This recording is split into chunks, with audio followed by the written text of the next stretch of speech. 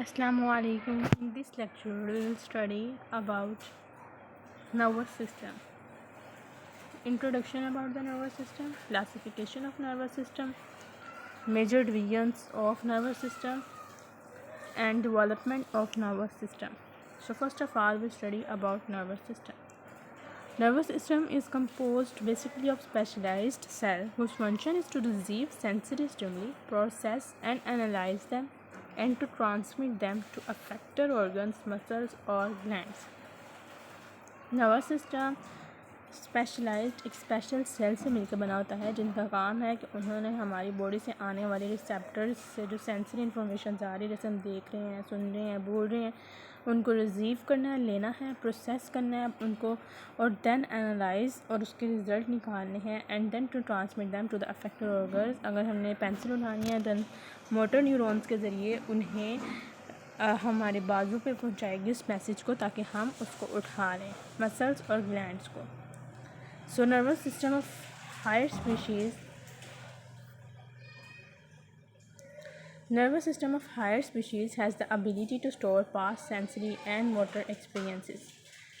Nervous system का higher species यानी humans और एनिमल्स नहीं है, हायर स्पीशीज़ में ह्यूमंस आ जाते हैं और भी बहुत से जानवर आ जाते हैं जो कि जिनके पास एबिलिटी होती है कि वो अपने past sensory and motor experiences को स्टोर कर सकें. जैसे बच्चा होता है उसे पहले आप बताते हैं कि आग, और सबसे पहले अपना हाथ जब वो आग के पास ज़्यादा से गर्म लगती है फ़ौरन पीछे हटा लेता है. अगली मरतबा वो उसके पास नहीं जाएगा क्योंकि उसके पास एबिलिटी है कि वो स्टोर कर लेता है अपने पास्ट एक्सपीरियंस को. वो जो सेंसरी एक्सपीरियंस हुआ था यानी उसे होठ लगा था और मोटर एक्सपीरियंस उसने फ़ौरन अपना हाथ पीछे किया था, उसके दिमाग में वो स्टोर होता है, इसलिए वो दोबारा से उसको हाथ नहीं लगाता.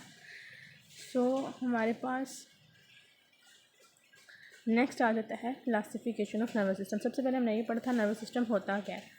तो नर्वस सिस्टम हमने पढ़ा था नर्वस सिस्टम में कि नर्वस सिस्टम जो है हमारे पास is composed basically of specialized cell whose function is to receive sensory stimuli, process and analyze them, and then transmit them to the affected organ, muscle or gland.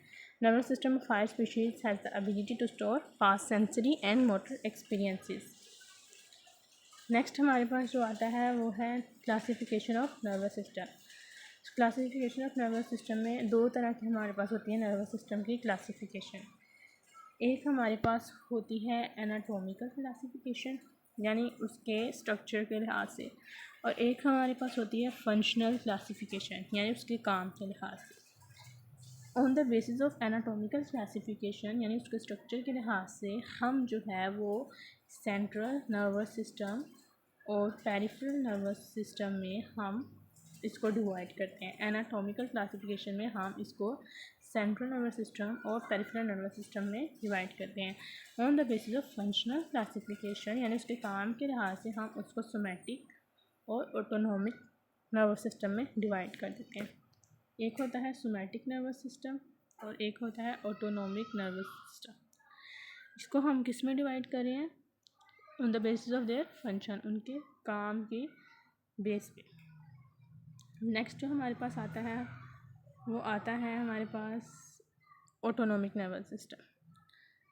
Somatic nervous system और autonomic nervous system उनके काम की base पे है. Somatic nervous system में आ जाता है sensory and motor यानी जो चीज़ हमने सेंस की है वो सेंसरी में आता है. मोटर जो उसका रिजल्ट निकला अफेक्ट जो इंटरमीडिएट जो अंदर हमारे पास इंटर न्यूरॉन्स जो दिमाग में होता है उन्होंने मैसेज भेजा है मसल्स या ग्लैंड्स को वो फंक्शन परफॉर्म करने के लिए, तो उसे हम मोटर न्यूरॉन्स के ज़रिए भेजते हैं.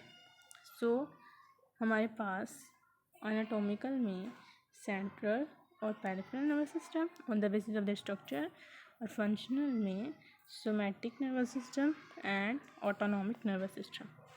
सोमैटिक नर्वस सिस्टम में सेंसरी एंड मोटर, जबकि ऑटोनॉमिक इनवॉलेंट्री होता है जिसमें सिंपैथेटिक और पैरासिम्पैथेटिक में आगे से डिवाइड कर देते हैं. क्या होता है ये हम आगे पढ़ेंगे.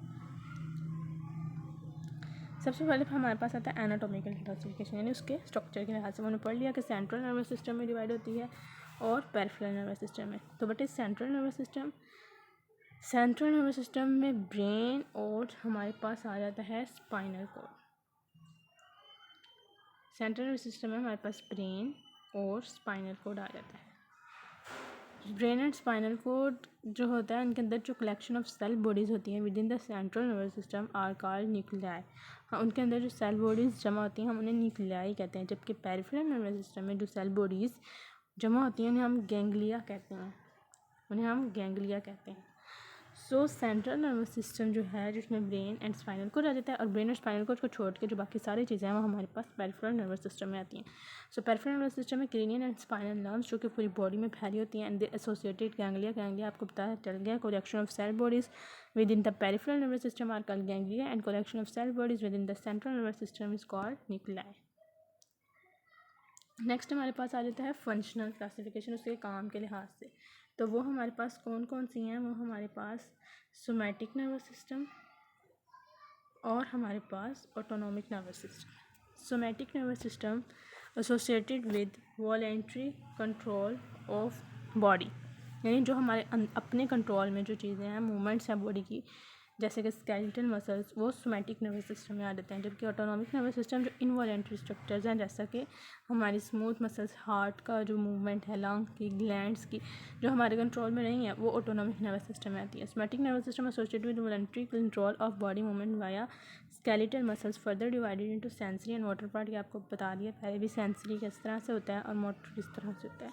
सो autonomic nervous system associated with innervation of involuntary structures such as heart, smooth muscles and glands within the body, further divided into sympathetic and parasympathetic parts, जिनको हम फर्दर सिंपैथेटिक और पैरासिम्पैथेटिक पार्ट्स में डिवाइड करते हैं। सो हमारे पास जो sympathetic और parasympathetic हैं, सबसे पहले हम पढ़ते हैं major division of nervous system.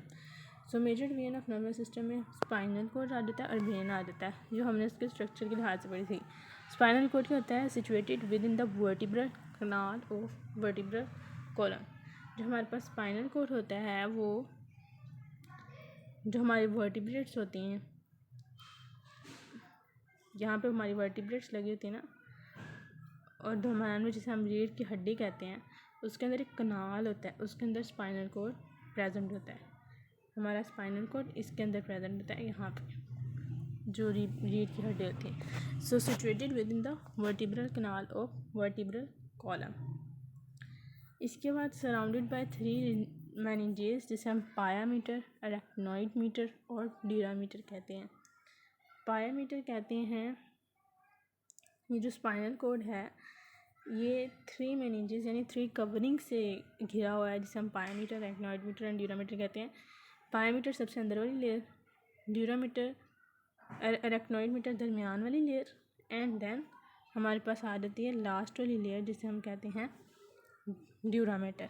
Pia mater अंदर वाली बिल्कुल ब्रेन के साथ है, स्पाइनल कोड के साथ जो होती है लेयर, और अरेक्नॉइड मीटर दरमियान में आता है, जिसके अंदर सेरिब्रो स्पाइनल फ्लूइड भी होता है, और ड्यूरामीटर बाहर होती है। सो CSF यानी सेरिब्रो स्पाइनल फ्लूइड, CSS यानी सेरिब्रो स्पाइनल, हम स्पाइनल कोड पढ़े ना इसलिए सेरिब्रो स्पाइनल फ्लूइड। जो हमारे पास सेरिब्रो स्पाइनल फ्लूइड है वो हमारे पास अरेक्नॉइड की जगह पे होता है, लेकिन अब हम आगे फर्दर पढ़ेंगे कि पायामीटर और अरेक्नॉइड मीटर के आगे से और ड्यूरामीटर के आगे से फर्दर लेयरिंग होती हैं, और हम ये पढ़ेंगे कि CSF कहाँ पे सब में प्रेजेंट होता है। It is composed of inner grey matter nerve cell bodies and outer white matter nerve fibers।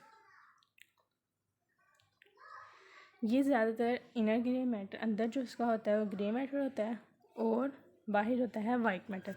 इसको आप याद रखने के लिए एक चीज़ कर सकते हैं, जैसा कि एक फ्लावर ले लें हम, फ्लावर उसके अंदर जो है वो ग्रे कलर है और बाहर उसकी जो पेटल्स हैं वो वाइट कलर की हैं, तो ये ज़्यादा खूबसूरत फ्लावर होगा। तो स्पाइनल कोड जो है वो अंदर से ग्रे और बाहर से उसका कैसा होता है, वाइट। जबकि जो हमारे पास आ जाता है ब्रेन, उसमें हमारे पास अंदर जो होता है वो होता है वाइट और बाहर जो उसकी होती हैं वो होता है ग्रे। इस तरह से आप इसे याद रख सकते हैं। याद रखने के लिए वैसे नहीं है, लेकिन ये आपको याद रखने के लिए it is composed of inner grey matter. इसके अंदर वाली जो साइड होती है वो ग्रे होती है, लेकिन जो बाहर वाली होती है वो आउटर वाइट मैटर होता है। अब जो अंदर वाली साइड ग्रे मैटर हमेशा जो होता है वो नर्व सेल बॉडी से बना हुआ है। नर्व सेल बॉडी अगर इसके अंदर है ग्रे मैटर तो ये नर्व सेल बॉडी से मिलकर बना हुआ है। अगर ये इसके बाहर है तो ये नर्व सेल बॉडी से मिलकर बना हुआ है। आउटर वाइट मैटर कहते हैं ये वाइट मैटर इसका, अगर ये बना हुआ है नर्व फाइबर से। अगर इसका वाइट मैटर ये है यानी इसके पेटल्स, तो ये भी उनके बना हुआ है नर्व फाइबर से। यानी कि जो अंदर वाला है स्पाइनल कोड के अंदर वाला ग्रे है और बाहर वाला वाइट है, जबकि ब्रेन के अंदर वाला वाइट है और बाहर वाला ग्रे है। ये आपने इस तरीके से याद रखना है। और ये जो इससे कोई फ़र्क नहीं पड़ता, जो ग्रे मैटर होता है वो हमेशा नर्व सेल बॉडी से मिलके बना होता है, और वाइट मैटर जो होता है वो हमेशा नर्व फाइबर से मिलके बना होता है। नेक्स्ट हम आते हैं स्पाइनल कोड। स्पाइनल कोड ये हमें दिखाया गया सर्वाइसर, थोरैसिक, लंबर, सैक्रल और कोकाइजियल। ये कहाँ तक एक्सटेंड होता है इसे हम आगे पढ़ेंगे। सो हमारे पास आगे आता है brain, situated within the skull. अभी हम सिंपल इंट्रोडक्शन करें, आगे इसकी डिटेल्स फर्दर लेक्चर्स में इंक्लूड होंगी। So brain is situated in the skull, ये हमारे स्कल के अंदर होता है। सराउंडेड बाय 3 मेनिंजेस, इसकी भी 3 मेनिंजेस होती हैं, जैसे कि pia mater, arachnoid mater and dura mater. Cerebrospinal fluid subarachnoid space में होता है, सेम वैसे जैसे स्पाइनल कोड में था। और इसका जो मैंने आपको पहले बताया था कि जो हमारे पास स्पाइनल कोड का था उसका अंदर वाला मैटर ग्रे था, जबकि इसके अंदर क्या है वाइट। उसके अंदर बाहर वाला मैटर वाइट था, इसका क्या है ग्रे। और नर्व फाइबर्स और नर्व सेल बॉडीज़ का बता दिया कि ग्रे में हमेशा सेल बॉडीज़ होती हैं और वाइट में हमेशा सेल फाइबर्स होती हैं। ये हमारा ब्रेन है, इसको हम फर्दर स्टडी करेंगे, इसके लोब्स को भी, सर हर चीज़ को इन डिटेल। अभी जस्ट पिक्चर्स दिखाएगी हमें। अभी हम पढ़ेंगे meninges around the brain and spinal cord. हमने ये पढ़ा था ना, तीनों में एक ही थी, ड्यूरामीटर, पायामीटर, अरेक्नॉइड मीटर। सो ये मेनिंजेस जो होते हैं वो एक दूसरे से सेपरेट होते हैं बाय डिफरेंट स्पेसीज। उन स्पेसीज को कहते हैं यानी खला जगह होती है उनके दरमियान। पहले नंबर पे आता है एपिड्यूरल स्पेस, ये बोन जो हमारे दिमाग के साथ जो अंदर स्कल की बोन होती है उसके और जो लेयर होती है ड्यूरा मैटर उसके दरमियान एपिड्यूरल स्पेस होती है। और सब ड्यूरल स्पेस किसके अंदर होती है, जो ड्यूरा मीटर, अब उससे आगे अरेक्नॉइड मीटर आना है, उन दोनों के दरमियान हमारे पास सब ड्यूरल स्पेस शुरू होती है। सब अरेक्नॉइड स्पेस कहाँ से शुरू होती है, अरेक्नॉइड मीटर, और लास्ट वाली लेयर कौन सी थी, पायामीटर। इन दोनों के दरमियान सब अरेक्नॉइड स्पेस है। हमने यही पढ़ा है आगे दोनों ब्रेन और स्पाइनल कोड में कि जो सेरेब्रो स्पाइनल फ्लूइड होता है वो सब अरेक्नॉइड स्पेस में प्रेजेंट होता है। सो नेक्स्ट हमारे पास ये आ गई, ये देखें। सबसे पहले हमारे पास हमें उन्होंने बताया कि ये हमारे पास स्कल है, ये स्कल के पहले सबसे पहले अरेक्नॉइड में आ जाता है, फिर उसके बाद पहले पाया मैटर आता है, फिर अरेक्नॉइड मैटर आता है, फिर ड्यूरा मैटर आता है। तो हमारे पास जो हमने पढ़ा कि पाया मैटर पहले आता है और अरेक्नॉइड फिर बाद में, और उसके बाद आता है हमारे पास कौन सा, ड्यूरा मैटर। जो हमारे पास पाया मैटर और स्कल जो हमारे पास है यानी ये वाली हड्डी, इसके दरमियान जो स्पेस बनती है हमने कहा था एपिड्यूरल स्पेस। उसके बाद हमारे पास एपिड्यूरल स्पेस नहीं, इसको हमने कहा था, हाँ सॉरी ये मैंने गलत लिखा है। सबसे पहले हमारे पास ड्यूरा मैटर आता है,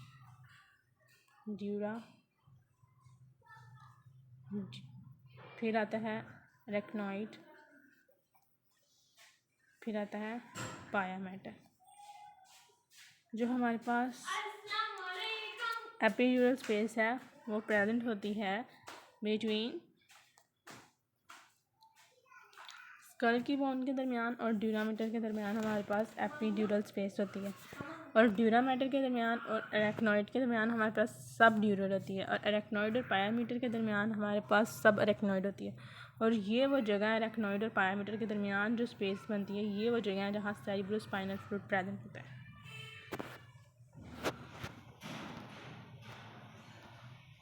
क्रेनियल नर्व्स क्या होती हैं। अब हम पेरिफेरल नर्वस सिस्टम के बारे में बेसिकली पढ़ने हैं। पहले हमने किसके बारे में पढ़ा था, हमने एनाटॉमिकल वो उसकी क्लासिफिकेशन पढ़ी थी, ब्रेन एंड स्पाइनल कॉर्ड की सिंपल मेन इंट्रोडक्शन पढ़ा है।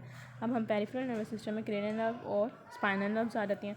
तो क्रेनियल नर्व्स कितनी होती हैं? क्रेनियल नर्व्स आर 12 पेयर्स, यानी टोटल 24 होती हैं।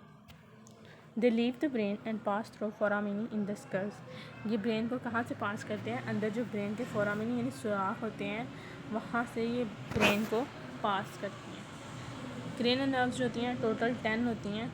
ये उनके नाम है, ये याद करने की ज़रूरत नहीं है, लेकिन ये आगे जाकर याद करेंगे, अभी सिर्फ इसको पढ़ने की ज़रूरत है। तो पहले नंबर पे जो आती है वो है ओल्फैक्टरी, दूसरे नंबर पे आती है ऑप्टिक, तीसरे नंबर पे आती है ओक्लियोमोटर, चौथे नंबर पे आती है ट्रोक्लियर, पाँचवें नंबर पे आती है ट्राइजेमिनल, छठे नंबर पे आती है एब्ड्यूजन, सातवें नंबर पे आती है फेशियल, आठवें नंबर पे आती है वेस्टिब्यूलो कॉक्लियर, नौवें नंबर पे आती है ग्लोसोफेरेंजियल,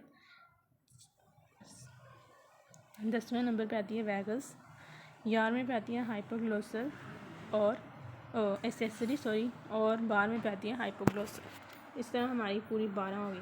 तो ये एक साइड पे है, ये उन्होंने एक साइड हमें बताई गई है, जबकि दूसरी साइड पे भी हमारे पास 12 होती हैं, टोटल 24 होती हैं। और ये फोरामिनी यानी ये ब्रेन के, ये देखो यहाँ से ये पास कर रही है ना, इनके दरमियान जगह होती है, यहाँ से पास करके ब्रेन को लीव करती है।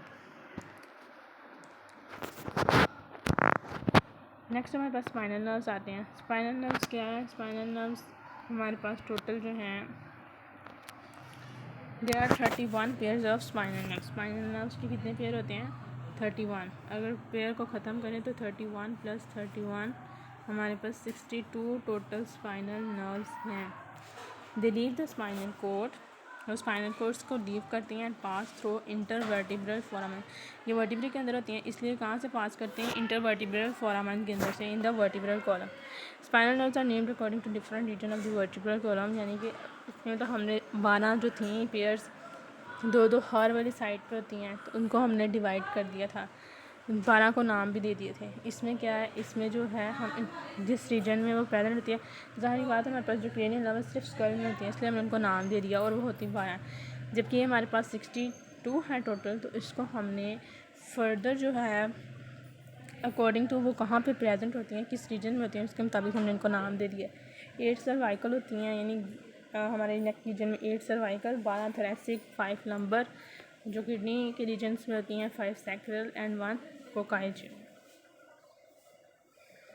ये है स्पाइनल नर्व्स। सर्वाइकल दे देते हैं उसको नाम। इस तरह डेवलपमेंट ऑफ नर्वस सिस्टम में सबसे पहले हमारे पास आता है एक्टोडर्म। सबसे पहले हमारे पास एक्टोडर्म बनता है। एक्टोडर्म चेंज होता है इनटू न्यूरल प्लेट में। एक्टोडर्म बनता है, वो चेंज होता है इनटू न्यूरल प्लेट के अंदर। न्यूरल प्लेट बनाती है न्यूरल ग्रूव, जिसके इर्द गिर्द डिफरेंट फोल्ड्स होते हैं, और ये बना देती है बाद में न्यूरल ट्यूब।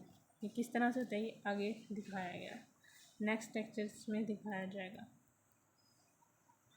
ये देखिए, सबसे पहले बनती है न्यूरल प्लेट। न्यूरल प्लेट का आपको समझ आ गई? एक्टोडर्म से न्यूरल प्लेट बनी। न्यूरल प्लेट से ही हमारे पास न्यूरल ग्रूव बन गया, जिसके इर्द गिर्द काफ़ी लेयर्स हैं, और न्यूरल प्लेट से ये न्यूरल ट्यूब बन गई। नेक्स्ट हमारे पास आता है formation of primary brain vesicles के, किस तरह से हमारे पास ब्रेन बना। Cephalic end of neural tube. Neural tube का जो सिफेलिक एंड होता है, इसके दो होते हैं ना, तो cephalic end of neural tube सामने वाला ऐसा give rise to 3 primary brain vesicle, prosencephalon, mesencephalon, rhombencephalon. Prosencephalon में हमारे पास फोर ब्रेन आ जाता है, मेसेंसिफिलोन में हमारे पास मिड ब्रेन आ जाता है, एंड रोपेंसिफिलोन में हमारे पास हाइंड ब्रेन आता है। Formation of secondary brain vesicles. By the 5th week of development, 3 primary vesicles differentiate into 5 secondary vesicles. जो 3 होती हैं वो differentiate होती हैं, यानी telencephalon, diencephalon, mesencephalon, metencephalon and myelencephalon. telencephalon में cerebral hemispheres बनते हैं, diencephalon में thalamus, hypothalamus, subthalamus, epithalamus, mesencephalon में midbrain, metencephalon में pons and cerebellum, and myelencephalon में medulla oblongata. The rest of the neural tube, जो न्यूरल ट्यूब का बाकी हिस्सा होता है, elongates and led to the formation of spinal cord, spinal cord बना देता है। क्लिनिकल नॉट्स में relationship of spinal cord segment to the vertebral numbers, यानी स्पाइनल कॉर्ड ने वर्टिब्रे के अंदर से इंटरवर्टिब्रल फोरामेन के अंदर से पास करना होता है। सो उसके दौरान वो किस किस हिस्से में होते हैं उसके मुताबिक हमने इनको नाम दिए थे। तो अब इसकी इंजरीज हम पढ़ लेंगे। Spinal cord is shorter than the, injury नहीं, हम इसका रिलेशन पहले पढ़ेंगे, बाद में इंजरी पढ़ेंगे। Spinal cord is shorter than the vertebral column, यानी जितनी वर्टिब्रल कॉलम की लेंथ होती है वो तो एंड तक कोकाइजियल तक जाती है, लेकिन जो स्पाइनल कॉर्ड होती है वो छोटी होती है वर्टिब्रल कॉलम से। So spinal cord segment do not correspond numerically with the vertebrae that lie at the same level. मतलब हमारे पास अगर T12 वर्टिब्रे है, एग्जाम्पल में T10 वर्टिब्रे है, तो स्पाइनल सेगमेंट है। इसका मतलब अगर हमारे पास 10th थोरेसिक वर्टिब्रे है तो इसका मतलब ये नहीं है कि वहाँ पे T10 ही होगा, बल्कि वहाँ पे 7th थोरेसिक वर्टिब्रे होगा। जो 10th हमारे पास स्पाइनल सेगमेंट है वो 10th थोरेसिक वर्टिब्रे पे नहीं होगी, बल्कि वो 7th थोरेसिक वर्टिब्रे होगी, यानी शॉर्ट लेंथ है ना उसकी, तो वो 10 वाले पे नहीं, वो 7 पे आगे पहले ख़त्म हो जाएगी। और हमारे पास सर्वाइकल वर्टिब्रे ना, अगर किसने हमें 8 है ना टोटल, अगर कोई हमें कह रहा है कि C8 है, तो यहाँ पे स्पाइनल सेगमेंट कौन सा होगा, हम कहेंगे कि सिर्फ C8 है, यहाँ पे हमारे पास स्पाइनल सेगमेंट 9th होगा। तो अगर हमें कोई 10th थोरेसिक वर्टिब्रे वहाँ पे कौन सा होगा, L1 एंड L2, 11th पे L3 L4, 12th पे L5 and first number vertebrae sacral और कोकाइजियल स्पाइनल कॉर्ड सेगमेंट तक होता है। फर्स्ट नंबर वर्टिब्रेट पे आके सैक्रल और कोकाइजियल स्पाइनल कॉर्ड सेगमेंट यानी यहाँ तक आके ख़त्म हो जाते हैं।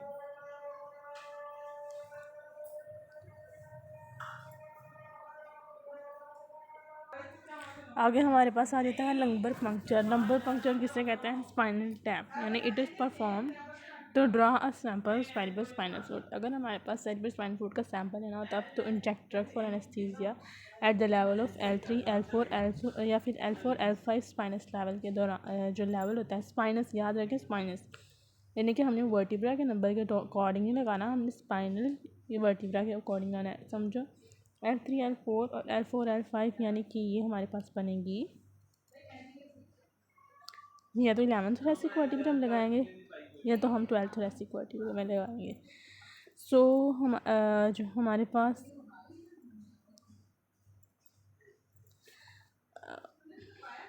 हमारे पास हम लगाएंगे तो हम इसको L3 L4 यानी 11 या L4 L5 12 स्पाइनस लेवल पे लगाएंगे, 12th थोरेसिक वर्टिब्रे पे लगाएंगे। So spinal cord end at the level of first number vertebrae, हमने पढ़ा स्पाइनल कॉर्ड छोटी होती है वर्टिब्रे से तो वो पहले फर्स्ट नंबर वर्टिब्रे पे ख़त्म हो जाती है, लेकिन जो सब अरेक्नॉइड स्पेस होती है ना वो S2 के लेवल तक चलती है, यानी कि सेकंड सैक्रल वर्टिब्रे तक। ये देखें जो हमारे पास इंजेक्शन लगा रहे हैं वो कहाँ पे लगा रहे हैं, eight the level of L4 L5 यहाँ पे लगा रहे हैं, और कहाँ पे लगा रहे हैं, सब अरेक्नॉइड स्पेस के अंदर। ये देखें लंबर पंक्चर नीडल एंटरिंग सब अरेक्नॉइड स्पेस। इसी तरह से इंजेक्शन लगाते हुए बिल्कुल केयर रखनी चाहिए कि वो हमारे पास सेरेब्रोस्पाइनल फ्लूइड के अंदर ही जाए। तो इंट्राक्रैनियल हेमोरेज में होता है ट्रॉमा और cerebral vascular lesions. Intracranial haemorrhage में led to the collection of blood, इसमें क्या होता है कि ब्लड जो खून जो होता है ना वो दिमाग में जमा हो जाता है, यानी क्रेनियल कैविटी में, इसमें damage the nervous tissue because of pressure, जिसकी वजह से क्या होता है, काफ़ी दफ़ा हमने देखा है जिसका एक्सीडेंट होता है ब्रेन का अगर हो तो अगर उसका खून बाहर निकल जाए तो ठीक है, खून अंदर जमा रहे तो उसका बचना मुश्किल होता है। क्यों, क्योंकि उसका जो खून होता है, ब्लड जो होता है वो इतनी तेज़ी से बाहर निकल जाता है चोट की वजह से, एक्सीडेंट की वजह से उसका प्रेशर जनरेट हो रहता है, जिसकी वजह से अंदर का जो नर्वस टिश्यू है वो डैमेज हो रहता है। हमने पढ़ा है कि अगर हमारी हड्डी टूट जाए, कोई भी जिस्म का हिस्सा जो है, अगर अंदर से हमारी हड्डी टूट गई है, कोई ब्लड वेसल है, यानी सब कुछ जो है दोबारा रीजनरेट ज़रूर हो जाएगा, लेकिन जो हमारा नर्वस टिश्यू है या आई का जो मसल है वो हमारे पास दोबारा से रीजनरेट नहीं होता। तो there are 4 varieties of intracranial haemorrhage: epidural haemorrhage, subdural haemorrhage, subarachnoid haemorrhage. There are 4 varieties of intracranial hemorrhage यानी epidural, subdural, subarachnoid and cerebral haemorrhage. Epidural haemorrhage हमने पढ़ा था जो ड्यूरामेटल और स्कल के दरमियान एपिड्यूरल स्पेस होता है, उसके अंदर अगर खून जमा आ जाए। Subdural, subarachnoid and similarly cerebral haemorrhage यानी सेरिब्रल हेमिस्फीयर जो होता है उसके अंदर ये कॉमन होता है। सेरिब्रल हेमिस्फीयर ज़्यादातर पेशेंट्स जिनमें हाइपरटेंशन होती है उनके अंदर ज़्यादा कॉमन होता है। इसके अलावा हमारे पास how many pairs of cranial nerves are present? there are 12। 10 thoracic vertebrae पे स्पाइनल सेगमेंट कौन सा होगा? L1 L2। सिमिलरली 11 पे L3 L4 और 12 पे L5। इसी तरह हमारे पास spinal cord and at the level of L1, लेकिन सबरेक्नोइड कहाँ तक जाता है? S2 तक। Thank you so much. We will meet in the next lecture. Till then, Allah Hafiz. Thank you so much.